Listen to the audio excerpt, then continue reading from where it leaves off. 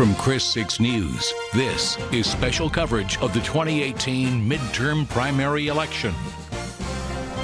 And Texas voters are casting ballots in the nation's first midterm primary. Our Election Day coverage begins right now. Thank you for joining us. So the polls close in about an hour, so there is still time for you to go out there and vote. Now, this Election Day started on a soggy note, and just like the rain, the pace began slow but steady.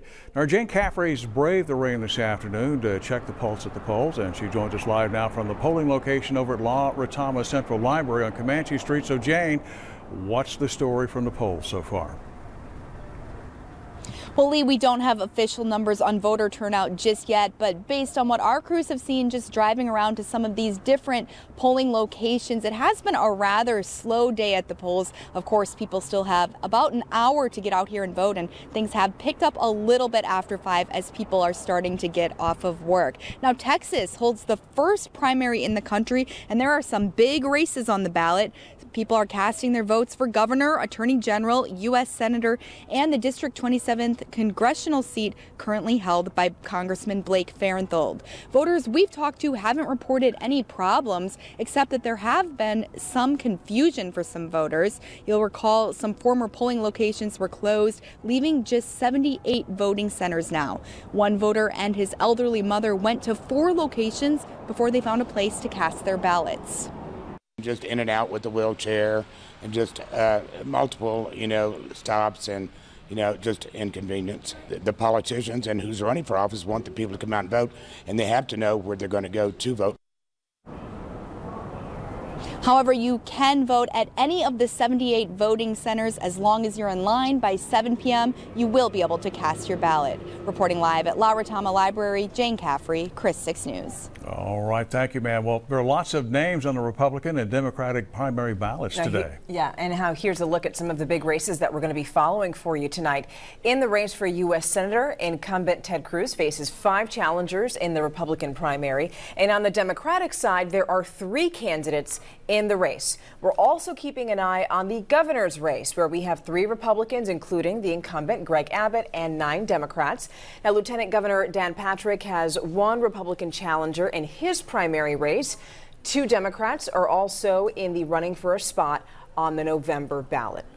One of the most watched races tonight will be the one for U.S. Congressional District 27, and that's our district, which includes almost 740,000 people from Nueces County all the way to Wharton and Bastrop counties. Now, Representative Blake Farenthold has the seat, but if you remember, back in November, he announced that he wasn't running for re-election after former staffers accused him of inappropriate conduct.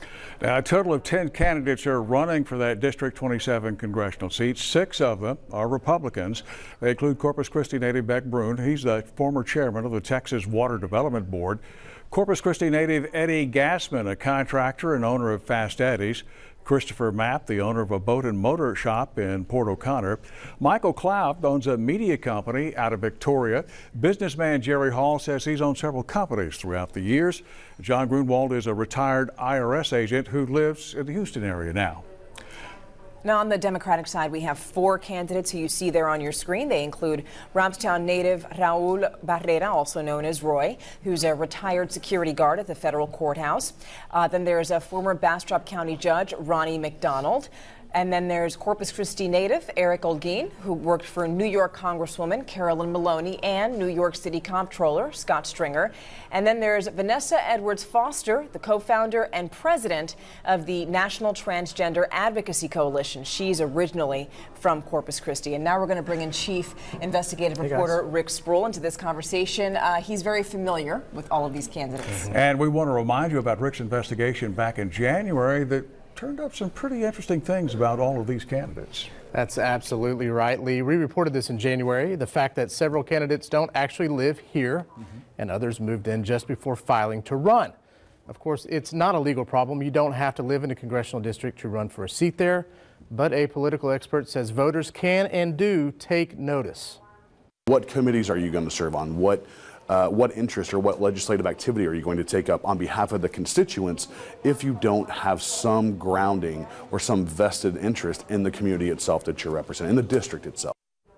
Now, since Dr. Smith was gracious enough to discuss this with us in January, We're going to ask him about it again tonight in light of those primary results. We're going to have that at the follow-up at 10, and we'll see you guys then. All right, thank you, Rick. You know, another race that we're keeping our eyes on for you is the race for the 148th District Court. Judge Guy Williams used to hold that seat, but if you recall, he was suspended in November after he was indicted on 2 counts of aggravated assault with a deadly weapon. Those charges were related to a road rage incident that was reported almost a year ago. On the Republican side, defense attorney Mark Stoley and former city councilman and defense attorney Bill Kelly are running for that court seat.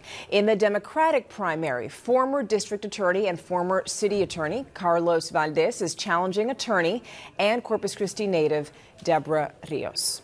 Now, those are just some of the candidates who are hoping to get your vote today. We have more information on our election page, which is on christv.com, and that's where you can check out sample ballots and also find more information on the candidates. That's why we're always your source for election night returns.